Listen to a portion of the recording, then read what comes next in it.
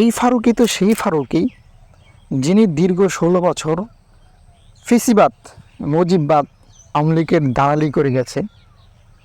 যে আওয়ামী লীগকে হটানোর জন্য হাজার হাজার ছাত্র জনতা জীবন দিয়েছে, সেই আওয়ামী লীগের দালালকেই কি উপদেষ্টা হিসাবে নিয়োগ করা হবে?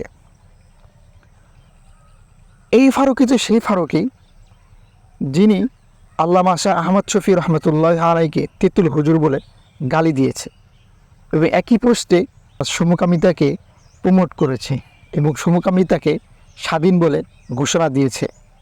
এই ফারুকই তো সেই ফারুকই যিনি শাহবাগ নামক আন্দোলনে সাপোর্ট করেছে সরাসরি। আপনারা জানেন শাহবাগী কারা?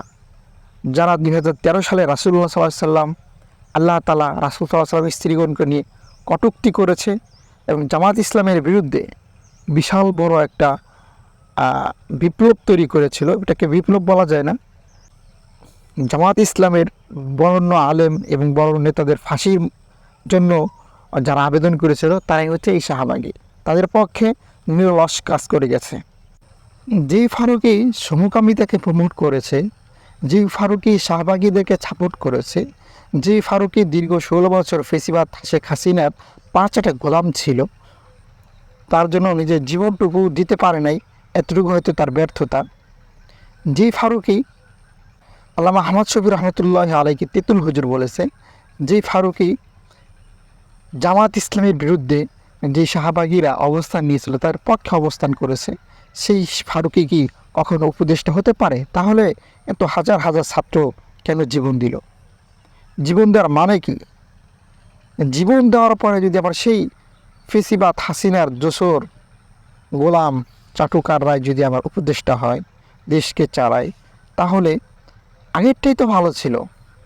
সুতরাং আপনারা মিছিল মিটিং না করে মুজিববাদের বিরুদ্ধে না গিয়ে আপনারা আমাদের কওমি জননী খ্যাত আমাদের মার পা ধরেন, পা ধরে ক্ষমা চান যে মা আমাদের ভুল হয়ে গেছে, আপনি চলে আসেন।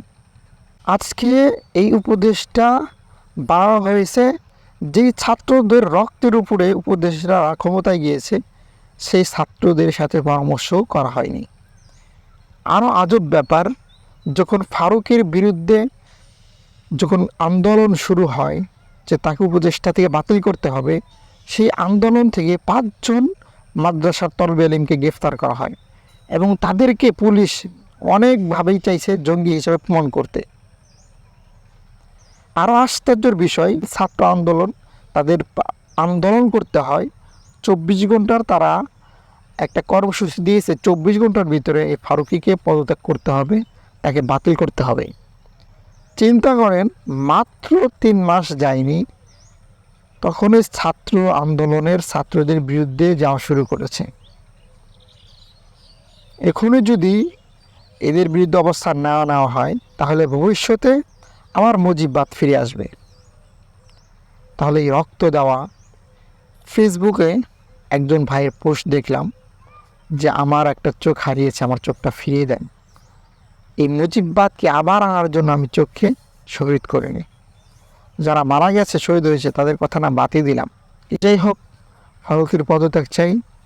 বৈষম্য বিরোধী ছাত্র আন্দোলন যে 24 ঘন্টা সময় দিয়েছে, সেই 24 ঘন্টার ভিতরে যদি পদত্যাগ না করে বা তাকে যদি বাতিল না করা হয়, তাহলে দেখা যাক যে ছাত্ররা দীর্ঘ 16 বছর ফেসিবাদ শেখ হাসিনাকে দেশ ত্যাগ করতে বাধ্য করেছে, সেই ছাত্ররা তাকেও ইনশাআল্লাহ